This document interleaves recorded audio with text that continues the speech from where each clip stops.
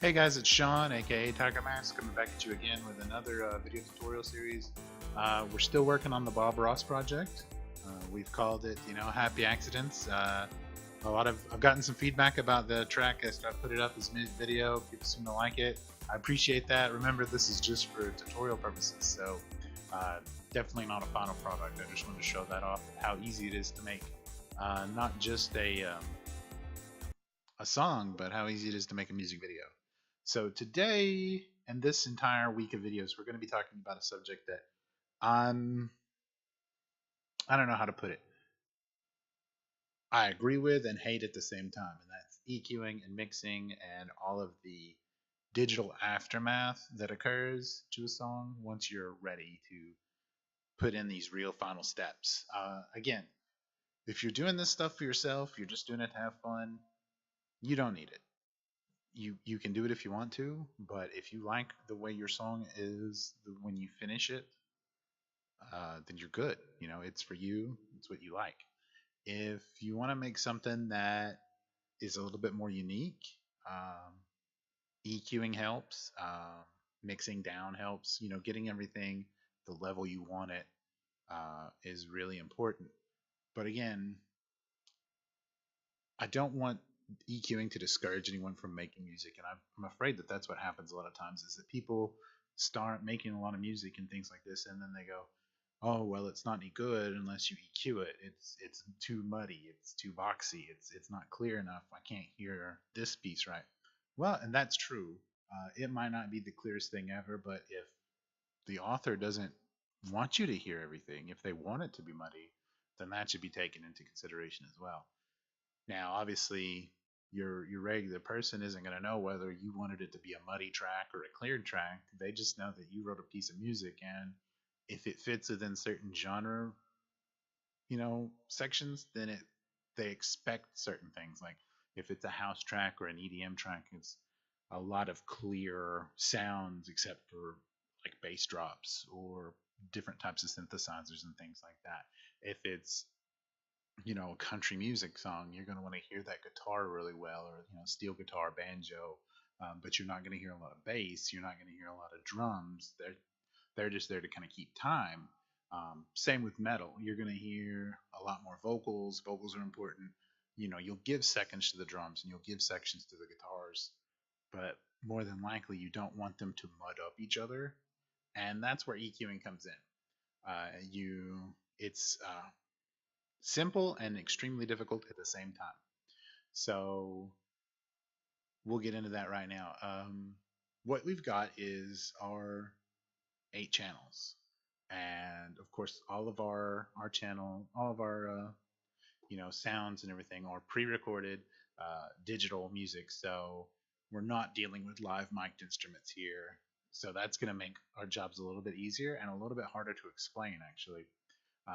When you live mic things, you pick up, you know, creep from other instruments. If the drums are playing, you're miking the toms, the snares, the hi hats, the bass, and you'll sometimes do internal miking and external miking. And when you start mixing in all these different channels, you'll notice that, well, my bass picked up some of my snare as well. That's where EQing comes in. You want to just isolate that bass sound on your bass channel. The same thing can be said for the snare. The snare might pick up some of the bass sound. You want to take the bass out of the snare channel and take the snare out of the bass channel so that they both have their own frequency set that they can stay in, and don't fight over the area. A lot of instruments, full range instruments, pianos, guitars, things like this, trumpets, will have multiple octaves, lots of frequencies, and then you've got some stuff that doesn't reach as far, like certain drums, um, vocals set in a certain range of frequencies for the most part. And you've got to find a place to fit them in so that they're not being covered up with these other sounds. Another issue EQing this type of music, especially with what we're using, this very simple beginner program, is that a lot of the channels have multiple instruments in them, like our drum track, for instance. If we just wanted to play this track, say we solo it, And we start out with just kind of a bass and some hi-hat type stuff. But see, that's already our problem, is that we have every bit of that drum set in one channel. We have all of it right there on one, instead of splitting it up as bass channels, snare channels, cymbal channels, etc. It's all right there. So EQing it is going to be difficult, because if we cut out too much, we actually lose that piece of the sample that we wanted to use. And the same goes for, luckily we actually have stuff like our synthesizers split out, and our sequences split out, and our pianos split out. So we can EQ those a little bit more, but we're not really going to be doing too much in that regard. And this is a early tutorial to kind of show you what this product can do as far as EQing goes. There are obviously a lot more products out there. A lot of people will recommend other products than this, stuff like Fruit Loops, Ableton, I believe it's pronounced. There are a lot of other digital audio products out there that can do what we're going to do at a much more detailed level, and even have plugins. And even this has plugins that you can purchase for it to get a better EQing experience. But for right now, we're just going to keep it simple, and we don't want to throw too much into it. We don't want to confuse anybody. So that's pretty much what's coming up this week. We're going to go over EQing. We're going to go over mixing. We're going to go over, panning channels if we want to. Basically, we're manipulating the song to make it more unique at this point. Because right now, you could have copied me exactly and gotten this exact same track. What you're hearing now, you could make no problem. We went over it. I showed you how to do it. You can see it right here. You could actually make a screenshot of my screen right now, follow this basically paint by numbers, and have this exact song. But with EQing and a lot of different effects, I can make this a lot more my own. Change frequencies, cut part of the sound out to where it still has the same rhythm, the melody, and everything, but it could sound really different. And like I said, we'll go into that a lot more. I didn't realize I just ended on solo, but some other things to be aware of in this product is I discussed that the pitches are up here, and that you can change them on the fly right here, and that changes for everything down this whole area. I don't want to do that, but you can do that from here, like we were doing in the previous product. But in this situation, it's actually a little bit quicker. So you might want to not make any pitch changes until you bring your project over in this product, if you plan on using it. But most of what we're going to be working with this week is going to be within this section right here. So if you click on FX and then go to Audio FX Rack Track, it's going to take that whole section. I think I've been calling these channels the entire time, and I think they might be considered tracks. I'm not 100% sure on the terminology. So, and we'll be working in a parametric EQ and a 10-band EQ. And then, of course, as you can see here, we already have some effects preloaded, like a compressor or reverb, echo, and you can go here and you can actually select other plugins, chorus, bit machine if you want it to sound digitally, a flanger, I think it's pronounced flanger, so on and so forth. So if you want to see real quick just kind of what these are going to sound like, it'd be something like this. So remember, we're only let's do a different track. Let's grab the EQ for the keys. I think that would make a little bit more sense. So here's what we've got. It sounds like this.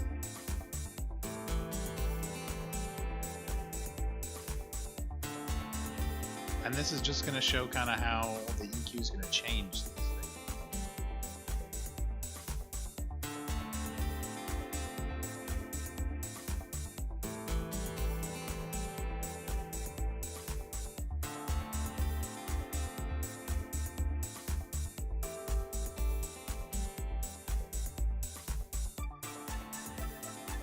See how a lot of sound just kind of went out of it? A lot of the depth that was in the keys, that's because we took over here and we cut out all the low frequencies.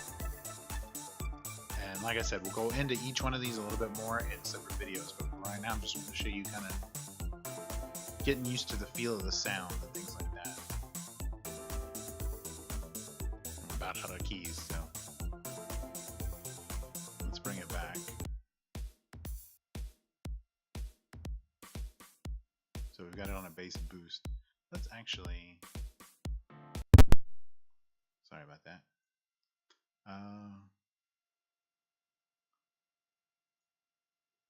Let's move this to here. Let's work in this sequence.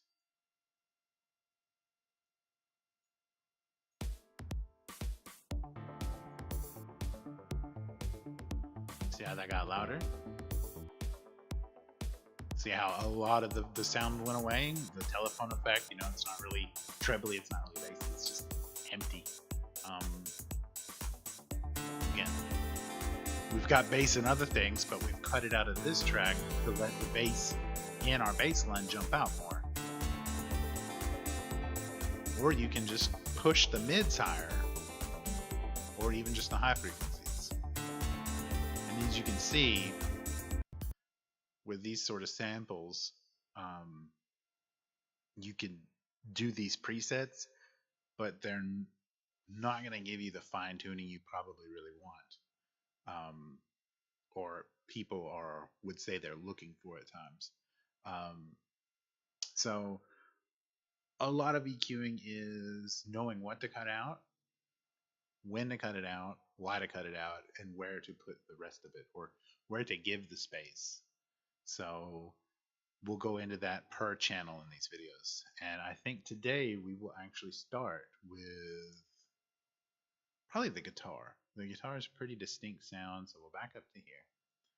Let's bring up our guitar FX track. Oop. All right, I'm going to be using the presets a lot because I think for these samples they work okay.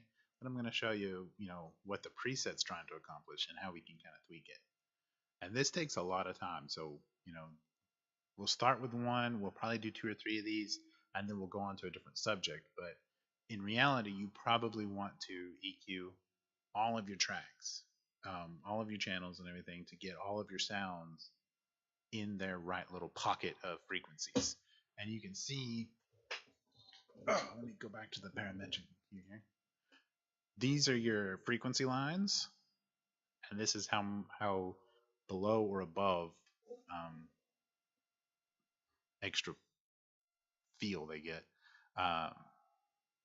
This is the bass end, and then this is where stuff becomes getting what they call warmer. And then in this range is usually vocals, and then in here's the highs, your soprano type stuff, your alto type stuff. So basically soprano, alto, tenor, bass. And then of course these are your points in frequency. So you can see I'm on band 1 right now, which is right here. If I want to just do this, I can move it to where I want band 1 to start working at the 100 hertz, and we'll go up to that. So you'll see when we hit play here and actually select one of these. So you can do this, you can do this.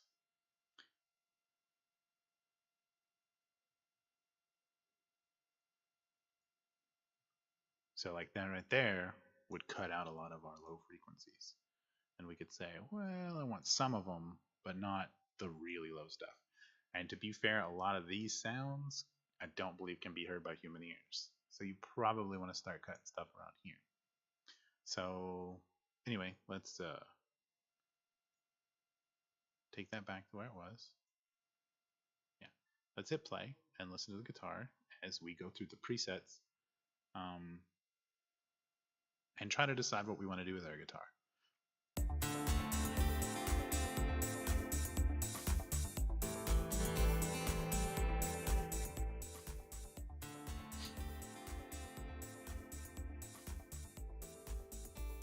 And we don't have to worry about cutting out a lot of bass in this guitar because it's not a rhythm that has a bass part to it. It's mostly mids. So what we might want to do is boost the mids See how that kind of makes it jump out a little bit more? That's pretty nice. And we have to be careful though, because we do have a little bit more going on here at the end. Another thing to be careful about is making sure you don't go into this clipping area. You want to keep everything in the blue.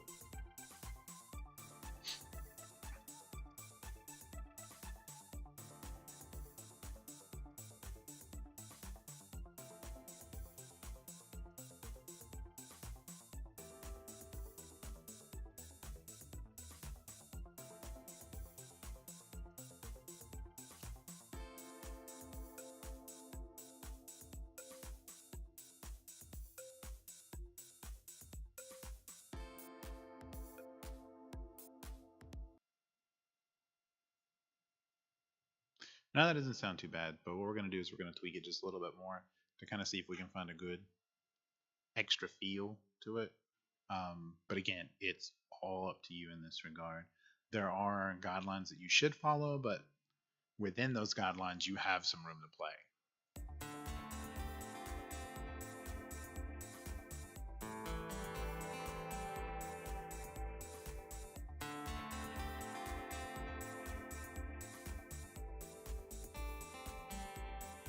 See how different that's made that just all of a sudden? You can really hear the clearness of the guitar.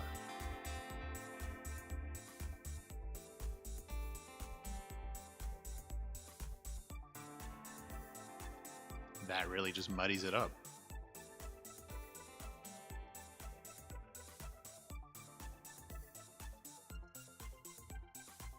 And at any time you don't like where you're going, just start back at one of the presets and then begin manipulating it over.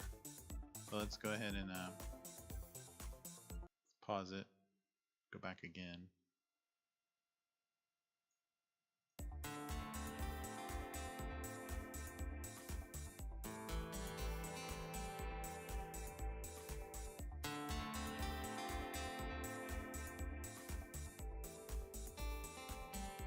See, I like that. I think that sounds pretty good.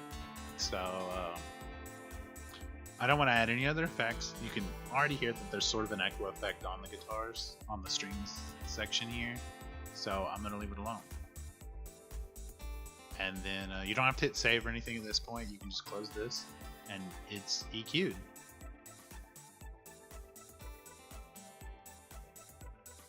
Ooh, sorry about that again. There are some issues with this software, I will admit. And that's pretty much EQing a single channel. Again, we stuck with something that was really simple there. In the next episode, we'll probably do something that's a little bit more difficult, which is probably going to be the drums. So like, subscribe, comment, thumbs up, thumbs down, complain. I'll take anything at this point.